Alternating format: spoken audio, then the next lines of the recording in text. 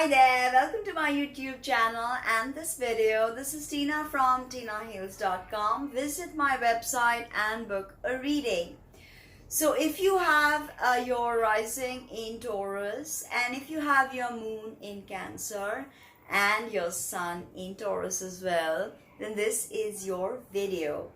So right off the bat, you have your rising in fixed earth, hard and dry, ruled by Venus. And this is the archetype of the builder. Your moon, which is very sensitive to communication, is in the third house. And this is a beautiful moon because this is a moon in rulership. And this is a moon that is very sensitive to neighborhood siblings and has a very nurturing component to it. Moon in rulership in Cancer. And this is cardinal water that wants to create, wants to nourish, wants to start something.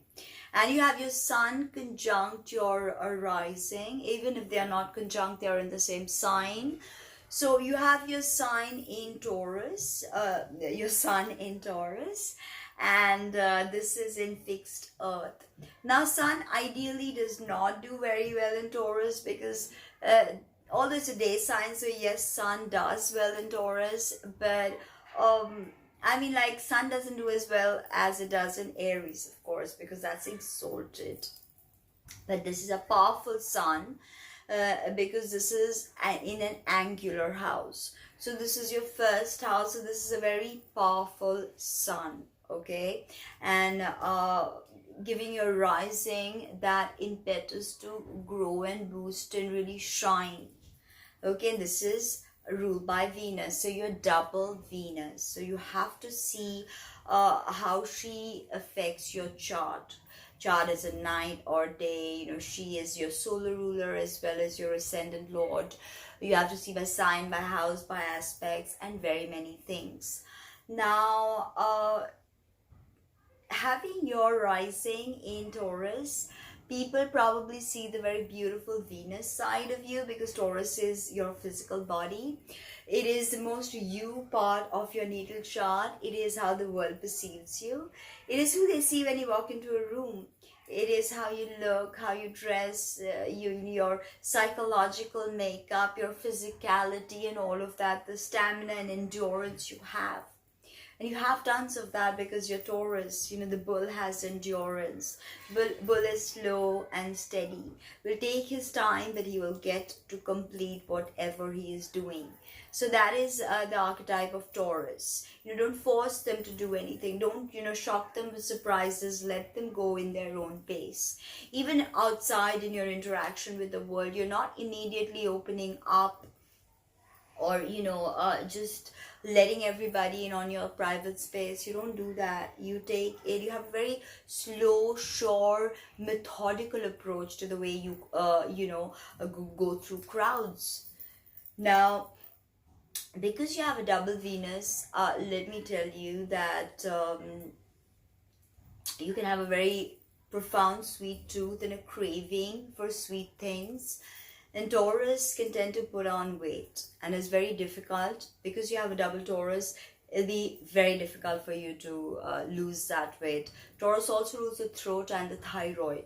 So any hormonal imbalances, and you have your sun over there. So sun can sometimes, exacerbate any problem or create problems there. Throat chakra blockages, throat problems. But your voice is very beautiful, and that is what everybody notices when you walk into a room. And every Taurus ascendant's voice is beautiful, but you more so because you have that sun in there. So when you speak like a king. The sun is the archetype of the king. You speak like with authority, with conviction, and you have that beautiful, sensitive third house moon.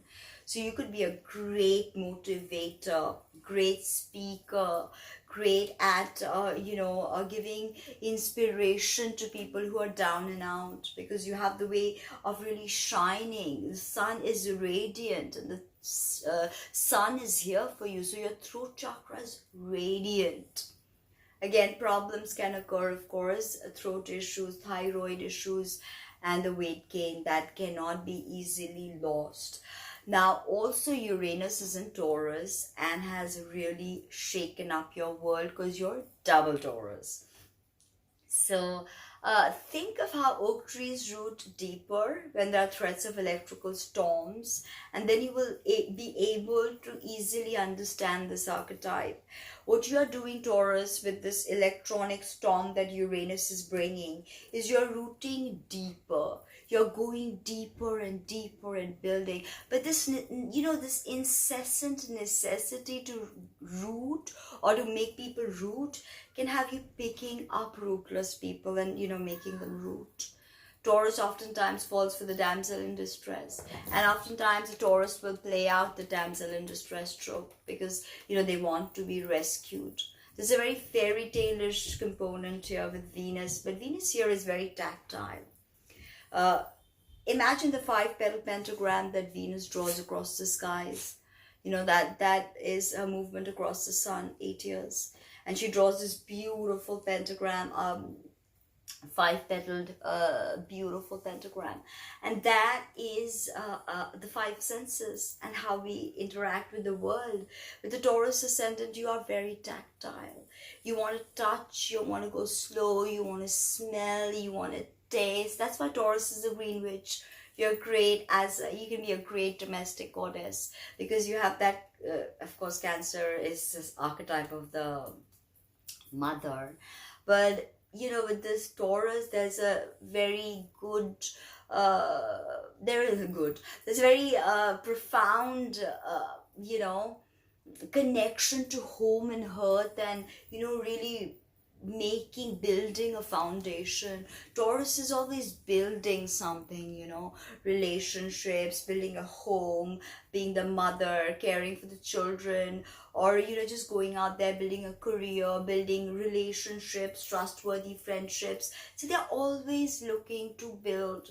Taurus's functionality, substance, consistency, it's very much about embodiment. So embody your Taurus rising and your Taurus sun.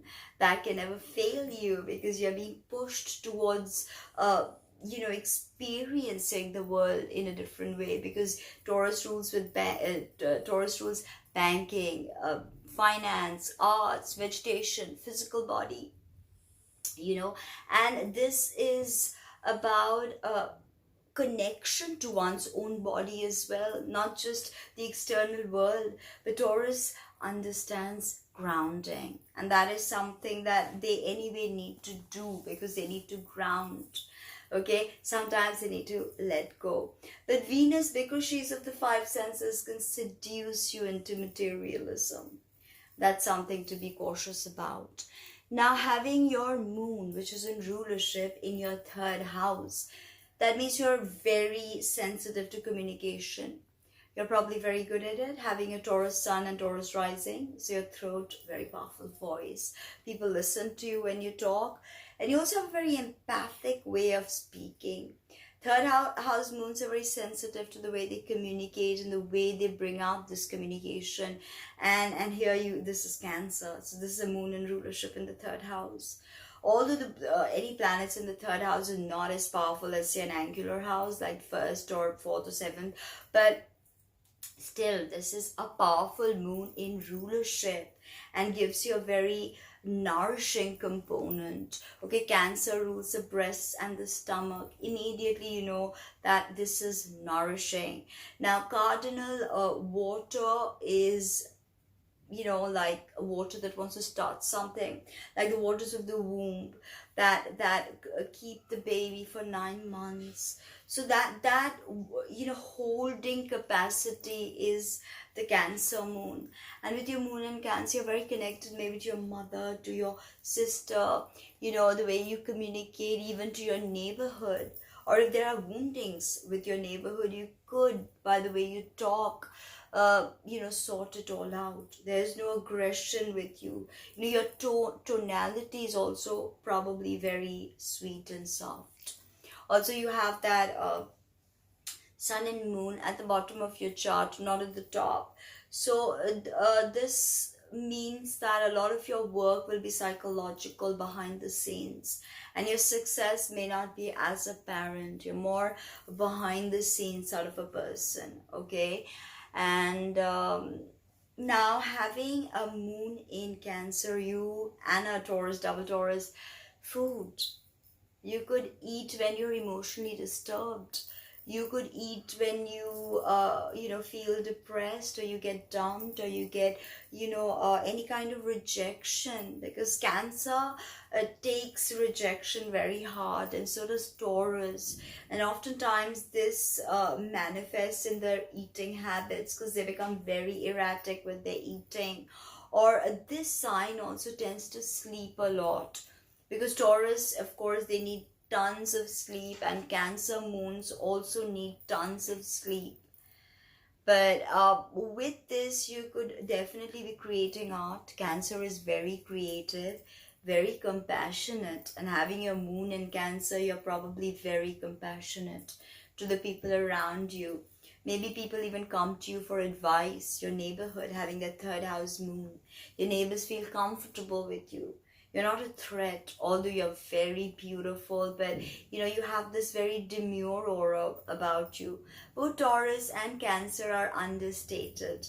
They're not over the top, not pushing their agenda on your face. They're slow and steady and very methodical, very cautious. There's a very cautious element to both Cancer and Taurus. And interestingly, both these signs support growth. So I mean, immediately you see how Jupiter is exalted in Cancer, and the moon herself is exalted in Taurus. So this is a sextile formation. It's a harmonious. Water and earth go well together. So you have this very, very um an energy about you that helps growth, that can not only helps growth but can sustain that growth. Both Taurus and Cancer are about sustaining growth, okay? Because after the mini big bang at Aries, the soul must now come to Taurus and now must understand the earth and all her gifts, and the abundance of it all. And there would be no earth and no abundance, no vegetation without the moon and the lunar cycles. So we are inherently connected to the moon. And if you have a moon in Cancer, you're psychic, whether you know it or not. You feel ancestral wounding, not only of your ancestors, but of ancestors from ancient hoary days. You tap into that, because having that super powerful, empathic, creative, compassionate moon in Cancer, you get messages. And there is an inherent need to nurture, to be a mother. Moon in Cancer oftentimes plays that mothering component. But what you have to be careful here is you do not become the devouring mother archetype. That is also there, okay? Cancer moon can be nagging, can be, very, controlling in a different way, not in the Aries way, but controlling. Taurus can also be very controlling. Both these signs, I mean, they're great in bed and they take their time. They don't hurry it up and they want to give you pleasure. And be having your moon in Cancer, your breasts are definitely your erogenous zones. Very, very sensitive.